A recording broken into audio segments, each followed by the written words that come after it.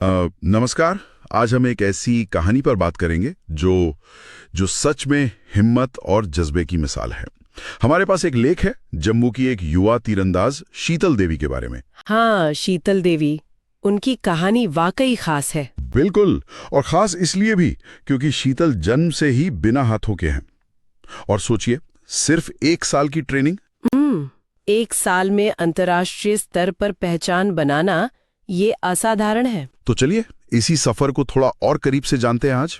ये किश्तवाड़ की रहने वाली हैं शीतल देवी, सिर्फ 16 साल की, और जैसा हमने कहा बिना हाथों के जन्मी, फिर भी तीरंदाजी को चुना। ये अपने आप में बड़ी बात है। हाँ, और उनकी तकनीक, वो तो मतलब अविश्वसनीय है। सोचिए जरा, पैरों से धनुष को पकड़ना, स्थिर रखना। पैरों से? हाँ, पैरों से। फिर दांतों से तीर को डोरी पर लगाना, और फिर कंधे के पिछले हिस्से की जो मांसपेशियां हैं उनसे डोरी को खींचना।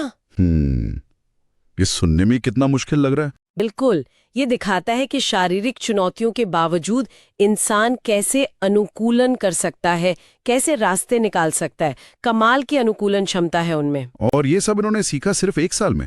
मुझे पता चला कि उन्होंने तीरंदाजी बस 1 साल पहले ही शुरू की थी। हाँ, लगभग 1 साल पहले।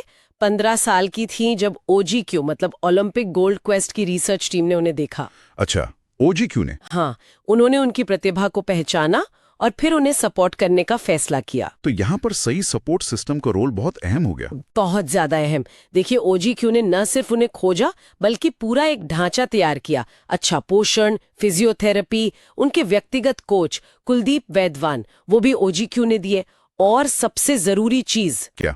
खास तौर पर उनके लिए बनाए गए तीरंदाजी उपकरण, क्योंकि जाहिर है सामान्य उपकरण तो काम नहीं आते। सही बात है। तो शुरुआत में ये सही उपकरण ढूंढना ही एक बड़ी चुनौती थी, जिसे OGQ की मदद से हल किया गया।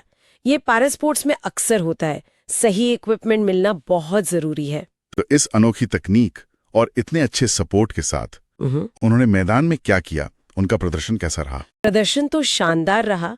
हाल ही में चेक गणराज्य में पैरा तीरंदाजी यूरोपीय कप हुआ था। अच्छा।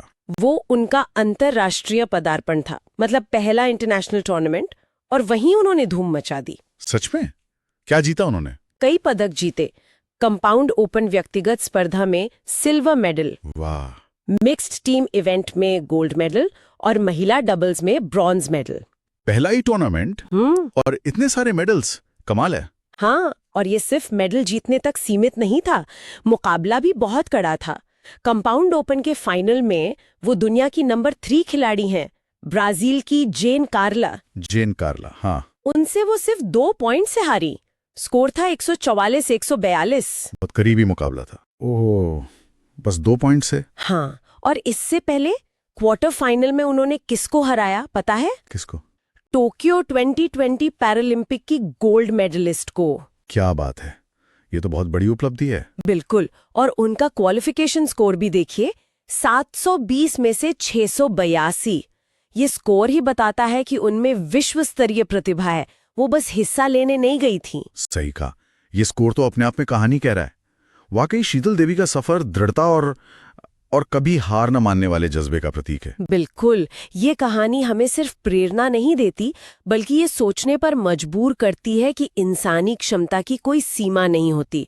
अगर इरादा पक्का हो और सही मार्गदर्शन और समर्थन मिले तो किसी भी सीमा को पार किया जा सकता है, उन्हें फिर से परिभाषित किया जा सकता है। ये सिर्फ शीतल की जीत नहीं, बल्कि उस पूरे सपोर्ट सिस्टम और इंसानी जज्बे की जीत है। सही कहा आपने। और उनका ये सफर आगे भी जारी है। सुनने में आया है कि इस प्रदर्शन के बाद उन्हें 2023 की विश्व पैरा तीरंदाजी चैंपियनशिप के लिए चुना गया है। हाँ, विश्व चैंपियनशिप और साथ ही 2023 के एशियाई पैरा खेलों के लिए भी भारतीय टीम में उन्हें जगह मिल गई है। बहुत बढ़िया, ये उनकी लगातार प्रगति को दिखाता है। हाँ बिल्कुल, और प्रेरणा से हटकर अगर सोचें तो एक और दिलचस्प बात है। क्या? शीतल देवी की ये जो अनोखी तकनीक है और उनकी जरूरत के हिसाब से जो उपकरण बनाए गए, ये भविष्य के लिए भी कुछ सवाल खड़े करते हैं कि कैसे हम अलग अलग शारीरिक क्षमताओं वाले एथलीट्स के लिए खेल उपकरणों और ट्रेनिंग के तरीकों को और बेहतर बना सकते हैं। ये सोचने वाली बात है। उनकी तकनीक शायद दूसरों के लिए भी नए रास्ते खोले। हो सकता है, ये एक नई दिशा दे सकता है अनुकूलित खेल उपकरणों के विकास में।